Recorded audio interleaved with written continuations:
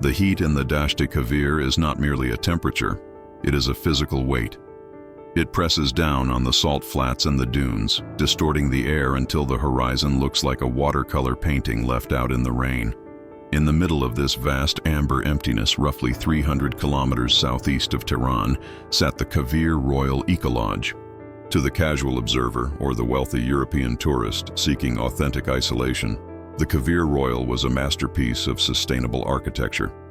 It was a sprawling complex of adobe-style villas, wind catchers, and turquoise pools that mirrored the relentless sky. It promised silence. It promised discretion. And most importantly for the operation that was about to unfold, it promised total privacy. But to the architects in Tel Aviv who had spent 18 months studying the blueprints, the Cairo Royal was not a hotel. It was a container, a trap. The operation, codenamed Oasis, was born from a single terrifying piece of intelligence. A new team of centrifuge specialists, the best minds from the physics departments of Sharif University and the shadowy labs of Natanz, were burning out. The pressure to deliver weapons-grade enrichment was crushing them. The regime had decided they needed a break, a working retreat, where they could solve the final cascading failure in the IR-6 centrifuges without the prying eyes of the IAEA or the stress of the capital. They chose the Cairo Royal. It was remote, it was luxurious, and it was secure. Or so they thought. What the Iranian Revolutionary Guard Corps, IRGC security detail did not know was that the hotel's management contract had changed hands 6 months prior. A private equity firm based in Dubai, with a labyrinth of shell companies leading back to a mailbox in Zurich, had purchased the operating rights. The new general manager was a woman named Layla. In her dossier, she was a Swiss-Iranian hospitality expert who had managed 5-star properties in Gstaad and Dubai. She spoke Farsi with a refined Tehrani accent, French and English. She was charming, meticulous, and obsessed with guest privacy. In reality, Layla was Yael, a veteran Mossad case officer whose specialty was not hospitality, but human terrain mapping. She had spent the last 6 months turning the hotel into the most sophisticated recording studio on Earth. "The wind is picking up," the voice crackled in her earpiece. It was distinct, devoid of static, the result of a localized, encrypted mesh network hidden inside the hotel's irrigation system. Yael stood in the lobby, adjusting the silk scarf around her neck. She looked out through the massive plate glass windows at the approaching convoy of black SUVs cutting through the dust. "Copy that, Control," she whispered, her lips barely moving. "The guests are arriving. Initiate Phase 1 and tell the kitchen to start the saffron rice. We don't want to keep the physicists waiting." Phase 1 wasn't about violence. It was about atmosphere. The goal was to lower the heart rates of the men arriving in those armored vehicles, to make them feel safe. Because a man who feels safe is a man who talks, and a man who talks makes mistakes. The convoy pulled up to the main portico. The doors opened, and the heat rushed in, followed by men in dark suits and sunglasses, the security detail. They scanned the perimeter, looking for threats, snipers, drones, bombs. They didn't look at the potted palms in the lobby, which contained passive audio resonators. They didn't check the fiber optic cables running beneath the marble floors. They didn't know that the maintenance crew repairing the air conditioning unit on the roof were Unit 8200 cyber warfare specialists. Yael stepped forward, a welcoming smile fixed on her face. "Welcome to the Cairo Royal," she said to the lead security officer, a colonel with a thick neck and eyes that trusted nothing. "We have prepared the presidential villas as requested." The colonel, whose name was Vahid, stared at her. He didn't smile back. "My men will inspect the rooms first. No staff allowed in the perimeter until we clear it." "Of course." Yael nodded, deferential but professional. "We value privacy above all else here." As Vahid walked past her, the device in her pocket, a modified smartphone, cloned the RFID signal of his keycard. It took less than a second. The trap was set. The mice had entered the maze. The target was Dr. Farhad Rezaieh. Intelligence profiles painted him as a man of contradictions. He was 55 years old, a brilliant physicist who quoted Rumi poetry and loved French cinema. He was also the architect of the new rotor system that was threatening to accelerate the enrichment program by months. He stepped out of the second SUV looking weary. He wore a linen shirt that was wrinkled from the drive. and he carried a leather satchel that he clutched tight against his chest. That satchel, Yael knew, contained his laptop, the Holy Grail. The plan was not to harm Rezaei. It wasn't even to kidnap him. Such crude actions would only alert the regime and cause them to change their codes and hardware. The objective was silence. They needed to clone the hard drive in that laptop. They needed the telemetry data from the latest centrifuge tests to understand exactly how close Iran was to the threshold. Yael watched him from behind the reception desk.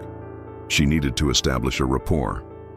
"Dr. Rezaei," she said, stepping out to meet him as he wiped sweat from his forehead. "It is an honor. We have placed a vintage record player in your villa, along with a collection of classical Persian music. We were told you appreciate the classics." Rezaei stopped. The tension around his eyes softened. "Just a fraction. That is very thoughtful. Thank you. And we have ensured that the villa is stocked with Earl Grey tea, the real kind." He smiled then, a genuine tired smile. "You have done your homework. We aim to anticipate needs," she replied.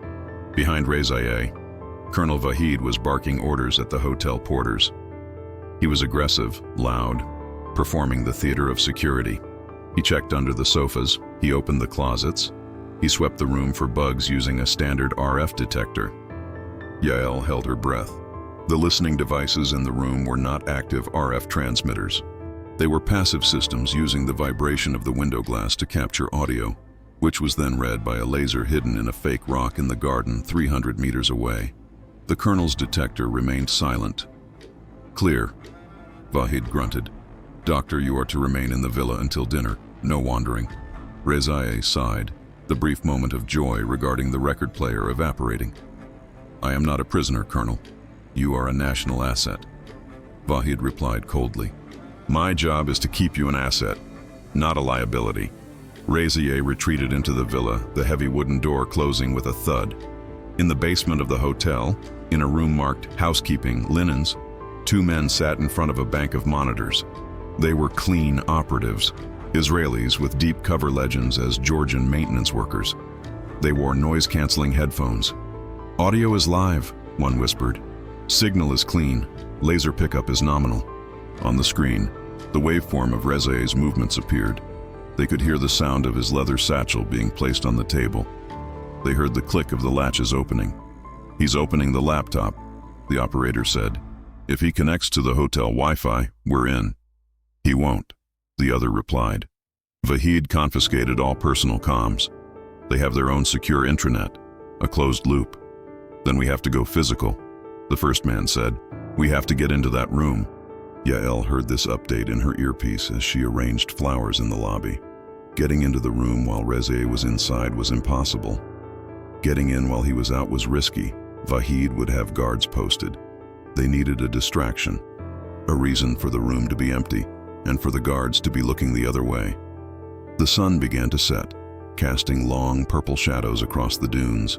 The desert was cooling down, but the heat of the operation was just beginning. Yael looked at the roster of the nuclear team: 6 scientists, 4 logistics officers, and 12 guards.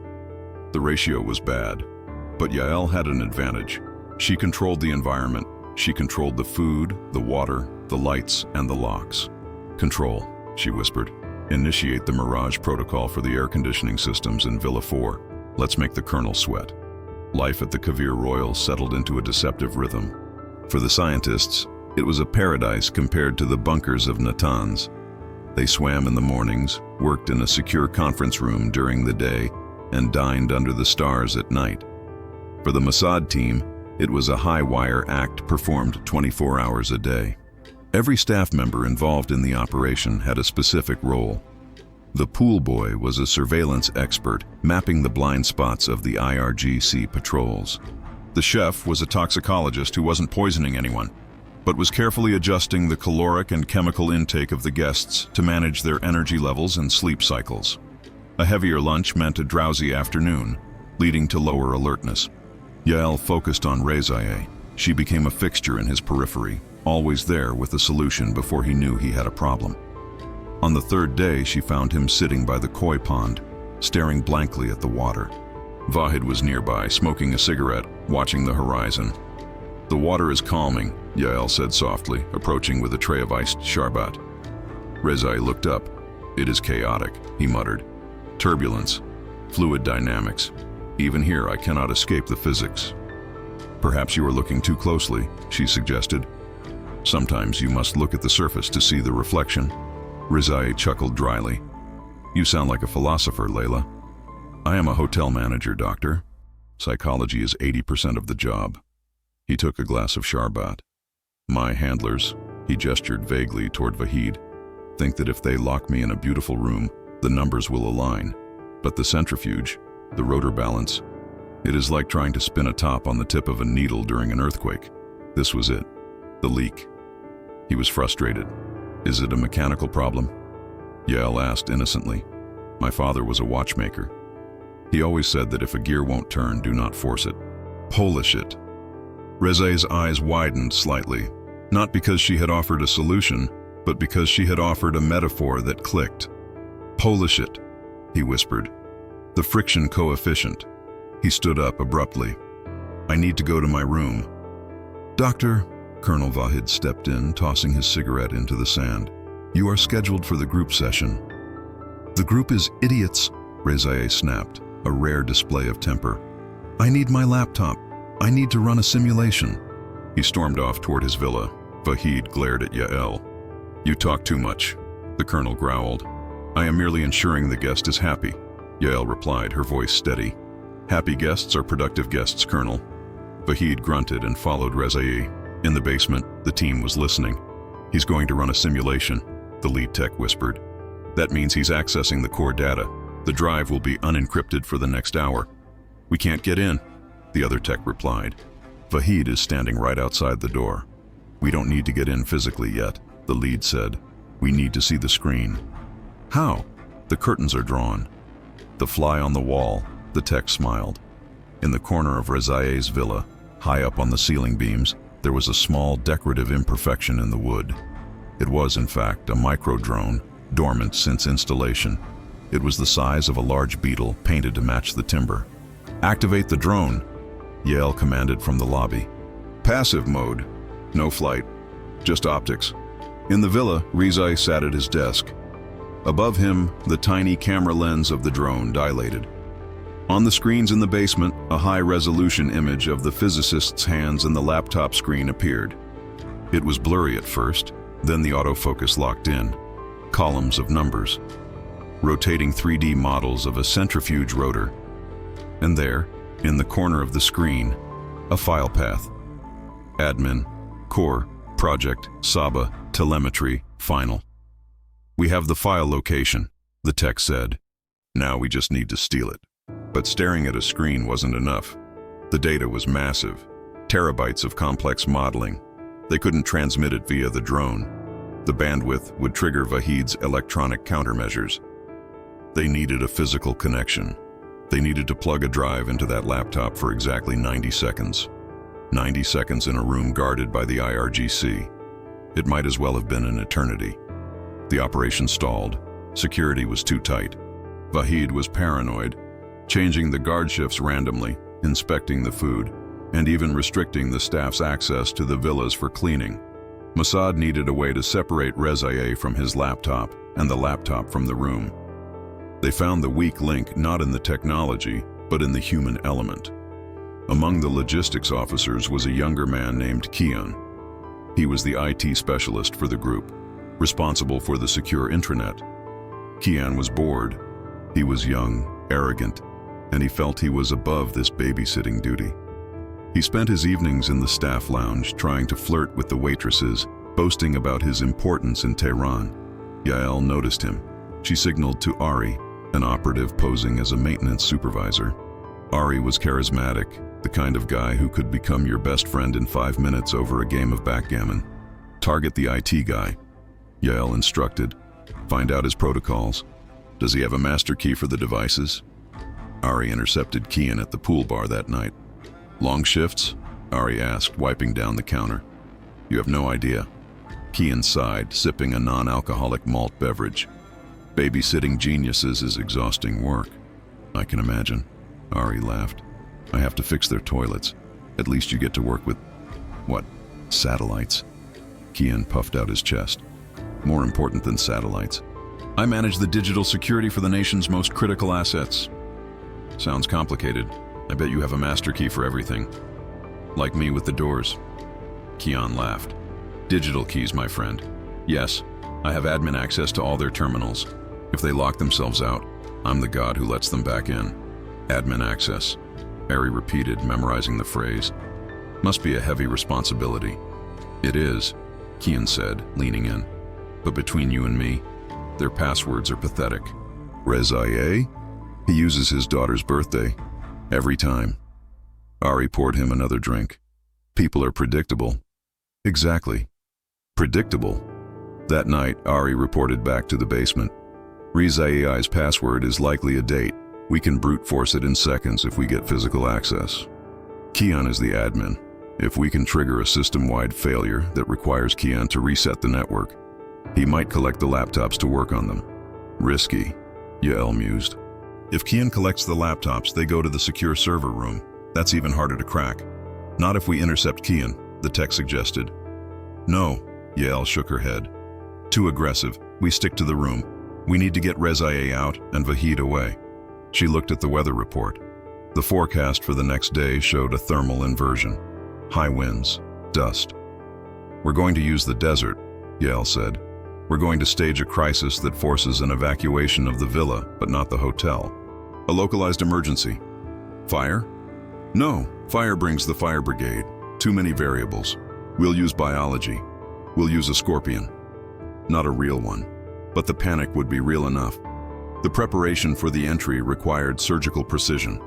The team needed to bypass the electronic lock on Reza's door, which was a standalone system not connected to the hotel network. Vahid had insisted on installing their own military-grade locks. This meant they needed a physical key or a biometrically cloned fingerprint. Reza left fingerprints everywhere, on wine glasses, on the table, on the door handle. But Vahid's men wiped the room down daily. They were thorough. However, they didn't wipe down the inside of the pool towels. Reza swam every morning at 6 a.m. He dried his face with a fresh towel, pressing it against his eyes and hands. The next morning, the pool boy, the surveillance expert, collected the used towels. Instead of the laundry chute, Reza's towel went into a sealed bag and was rushed to the basement lab. Isolating prints, the tech said, using a cyanoacrylate fuming wand to reveal the latent oils on the fabric. Got a partial thumb and index. It's faint. Is it enough for a synthetic overlay? Yael asked. I can interpolate the missing ridges using the high-res footage from the drone. Give me 2 hours. I'll 3D print a latex glove tip. While the fingerprint was being fabricated, Yael orchestrated the distraction. She approached Colonel Vahid in the lobby. She looked concerned. Colonel, we have a situation. Vahid stiffened. What situation? The sensors in the garden near Villa 4, Dr. Reza's villa, are picking up movement. Underground movement. Tunnels? Vahid's hand went to his sidearm. No, animals, Yael lied smoothly. We have a nesting ground of Deathstalker scorpions. They are migrating due to the heat. They can be aggressive. Vahid looked skeptical. Scorpions. Deadly ones, Colonel. If one gets into the villa, I cannot guarantee the safety of your asset. We need to fumigate the perimeter immediately. Vahid weighed the risks. An assassin was one thing, nature was another. He couldn't shoot a scorpion infestation. Do it, but I want my men watching every second. Of course, but the chemicals are potent. You will need to move the doctor to the main lodge for an hour, for his health. Vahid nodded. 1 hour, I will move him to the library. Perfect, Yael said. The trap was primed. The fumigation team was actually the entry team. They would wear hazmat suits, which masked their identities and allowed them to carry bulky equipment without suspicion. Before the fumigation, there was a scheduled dinner. It was a formal affair in the courtyard. The scientists were celebrating a breakthrough in the simulations, the very breakthrough Mossad needed to steal. The atmosphere was jovial. Even Vahid seemed to relax, eating a skewer of lamb with relish. Yael moved through the tables, pouring wine. She reached Reza. He looked triumphant. You look like a man who has solved a riddle, she said. Better, Reza beamed. I have balanced the equation. The resonance issue? Gone. It was a matter of harmonic frequency.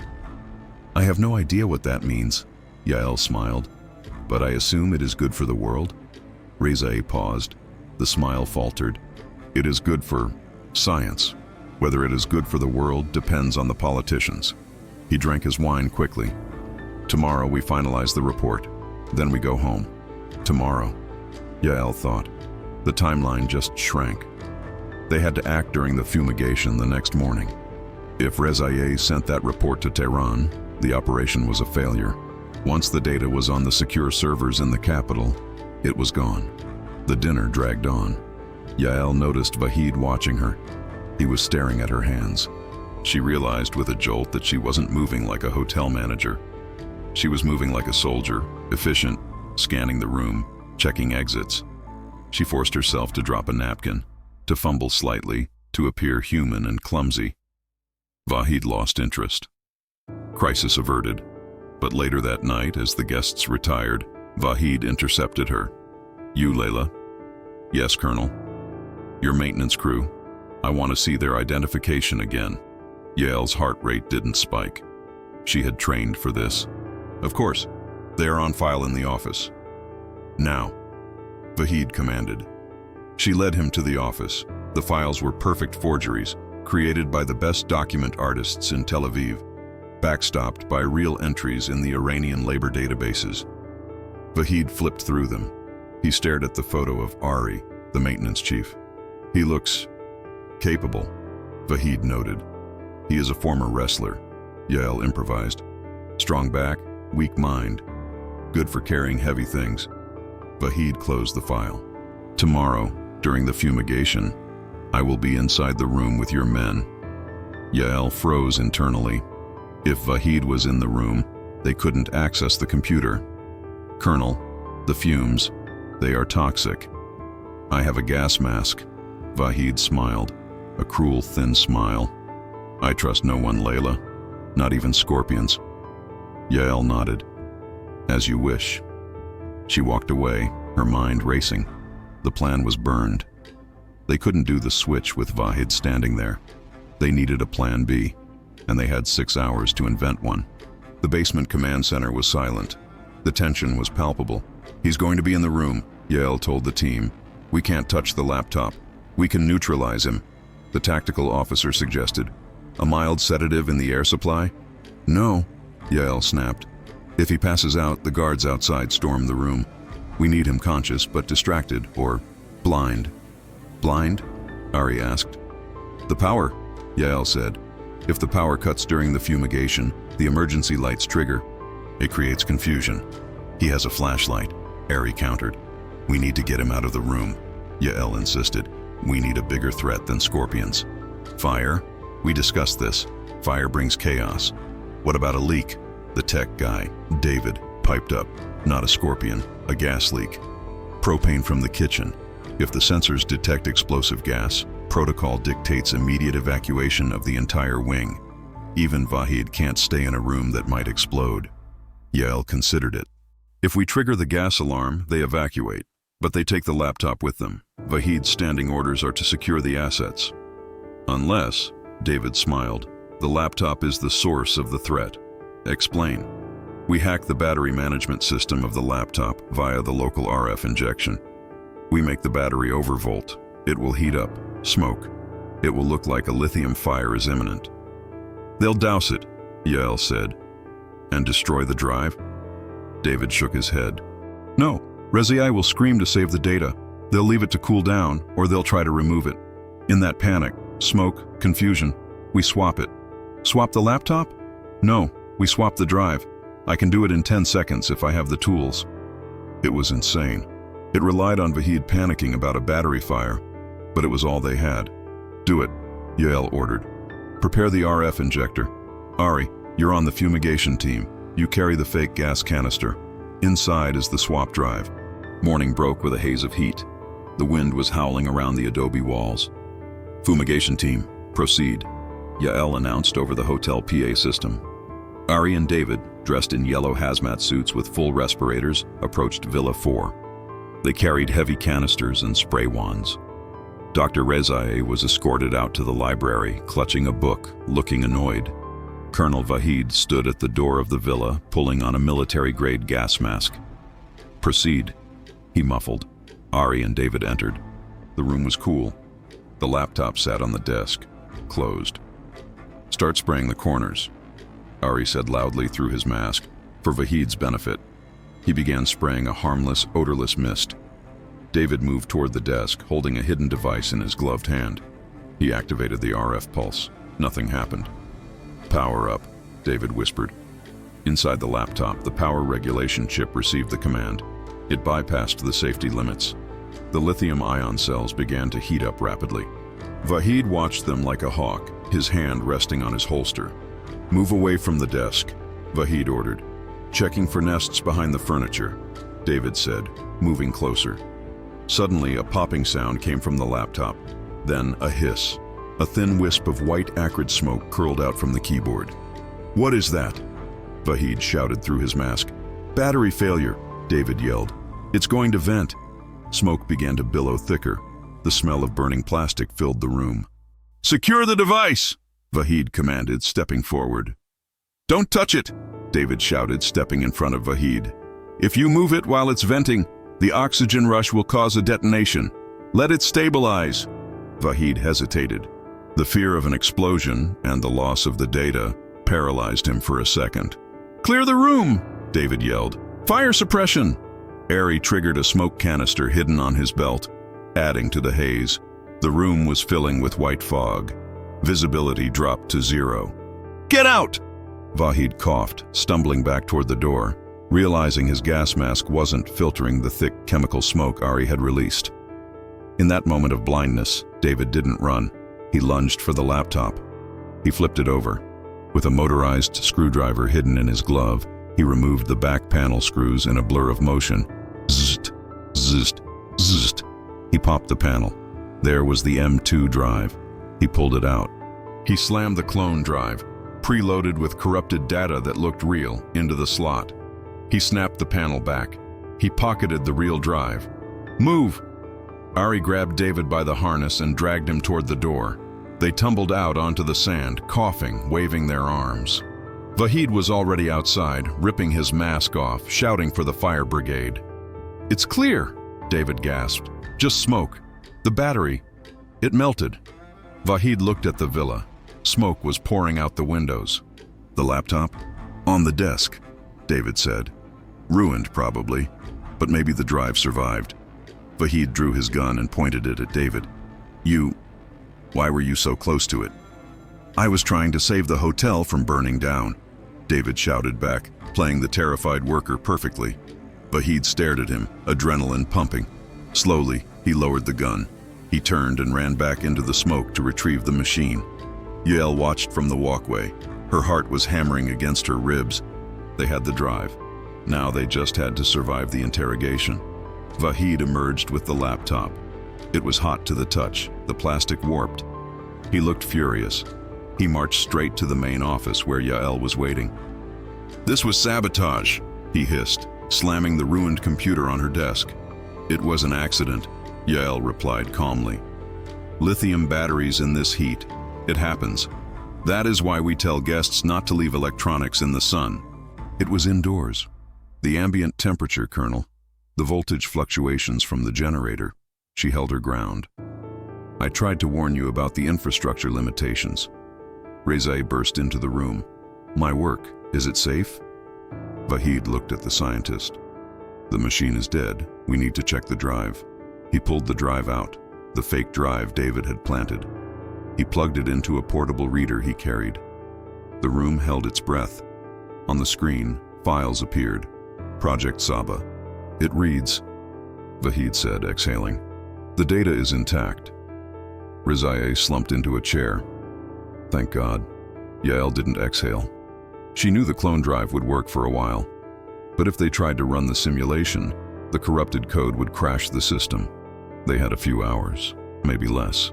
"I want this entire staff vetted again," Vahid ordered. "And I want a full report on the electrical system. No one leaves this hotel until I say so." "Colonel," Yael said, "we have other guests arriving tomorrow." A diplomatic envoy. Cancel them, Vahid barked. This is a closed military zone now. This was the danger, a lockdown. If they locked down the perimeter, the Mossad team couldn't extract the drive. They couldn't beam the data out. The files were too big and the encryption too complex to transmit over the radio links without detection. They needed to physically move the drive out of the desert. Yael needed to get Ari and David out. I cannot cancel the envoy, Yael lied. It is the Minister of Tourism. He is coming to inspect the property. Vahid paled. Politics. The one thing he feared more than Mossad. The minister? Yes, he arrives at noon tomorrow. If he finds the hotel under military lockdown, well, he is a close friend of the Supreme Leader's advisor. Vahid cursed. Fine, but your maintenance crew, the ones in the room, I want to question them personally. Tonight, the interrogation of Ari and David was not physical, but it was intense. Vahid sat them in a bare room, shining a light in their faces. Tell me about the smoke, he demanded. It smelled chemical, not like lithium. It was the fumigation spray mixing with the burning plastic, Ari explained, his voice trembling just the right amount. A chemical reaction. Vahid stared at them. He was a hunter. He sensed something was wrong, but the pieces didn't fit. These men were dirty, smelling of sweat and fear. They didn't look like agents. They looked like incompetents. Get out of my sight, Vahid finally spat. Go fix the air conditioning. They stumbled out. Outside, the weather was turning. The thermal inversion had broken, and a true sandstorm, a haboob, was rolling in. A wall of dust 1,000 meters high was swallowing the stars. This is our cover, Yael told the team on the secure channel. The storm will ground their helicopter support. It will blind their perimeter sensors. We move the drive tonight. The plan was to use a drone, not the tiny bug, but a long-range fixed-wing courier drone launched from the roof. It would fly through the storm, navigating by GPS, to a pickup point 50 kilometers away, where a Bedouin smuggler, a Mossad asset, was waiting. But the storm was too strong. The winds were gusting at 100 km/h. A drone would be smashed. We have to drive it out, Ari said. Vahid has the gate locked, Yael replied. Not the front gate, Ari said. The service road, the one the trash trucks use. It's guarded. Not if the guard is busy chasing a loose horse, Ari smiled. The Cairo Royal had a stable of Arabian horses for guests. At 02:00 a.m., amidst the howling wind, Ari crept to the stables. He opened the stall of a particularly spirited stallion. He slapped its flank. The horse bolted. It galloped straight toward the perimeter fence, neighing in panic. The sensors tripped. The alarms blared. Breach Sector 4, the radio crackled. Intruder! The guards at the service gate abandoned their post to intercept the intruder, fearing an attack. In the confusion, a laundry van driven by David, with the drive taped inside a hollowed-out wheel of cheese in the back, roared through the open gate. Vahid heard the engine. He ran out onto the balcony. He saw the taillights of the van disappearing into the dust storm. Stop that vehicle! He screamed into his radio. But the sand swallowed the van. The guards fired blindly, but the wind took the bullets. David drove like a madman. The visibility was zero. He was driving by memory and the faint glow of the GPS on his knee. Behind him, headlights appeared. An IRGC Jeep. They had thermal cameras. They could see through the dust. I have a tail, David shouted into his comms. 2 clicks back. Closing. You can't outrun them in the sand. Yael's voice came back. Head for the salt flats. The old caravanserai ruins. That's a dead end. Trust me, Unit 4 is waiting. Unit 4 was not a person. It was a trap left from a previous operation years ago. David swerved off the track onto the salt crust. The Jeep followed, gaining ground. He could see the machine gun mounted on the back. He reached the ruins, crumbling mud brick walls rising out of the storm. He slammed on the brakes and bailed out of the van, clutching the drive. The Jeep screeched to a halt. Soldiers jumped out. Surrender, they shouted. David scrambled up the ruins.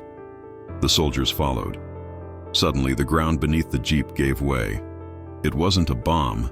It was a qanat, an ancient underground water channel.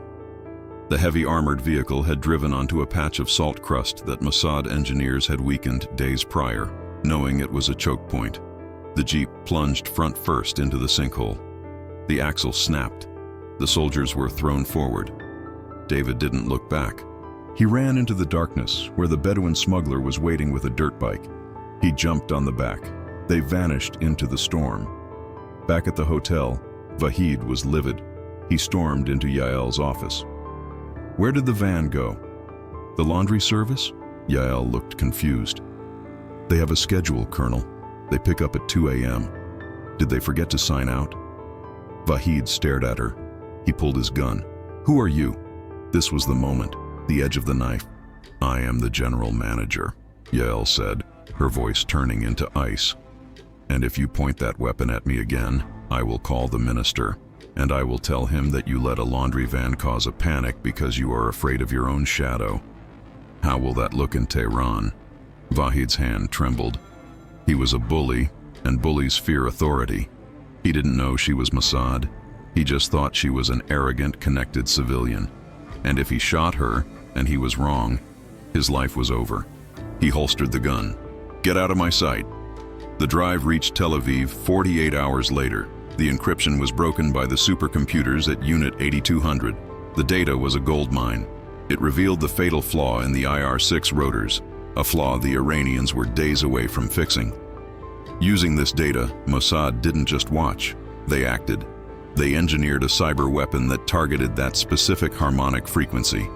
When Rezai finally got new computers and ran his tests again, the malware inserted a tiny, imperceptible error in the math. The centrifuges didn't explode, they just failed, over and over again. Efficiency dropped by 40%. The program was set back by 18 months. Dr. Rezai was recalled to Tehran. He was blamed for the failures. He was retired, replaced by a loyalist who knew nothing of physics. Colonel Vahid was demoted to border patrol duty in Baluchistan for the security lapse regarding the laundry van. And the Cairo Royal Eco Lodge? 2 weeks after the operation, the management company sold the contract. Layla, Ari, David, and the rest of the staff vanished, replaced by a legitimate team. The hotel remains there, in the silence of the desert. Guests still swim in the pool. They still drink tea in the villas. They have no idea that beneath the floorboards, stripped wires and abandoned sensors gather dust. They have no idea that for 1 week, this oasis was the front line of a silent war. And that is how intelligence agencies work. Not with a bang, but with a laundry van disappearing into a storm. If you enjoyed this story of deception and tradecraft, please subscribe to the channel and share this video. It helps us immensely. Stay curious, and we'll see you in the next brief.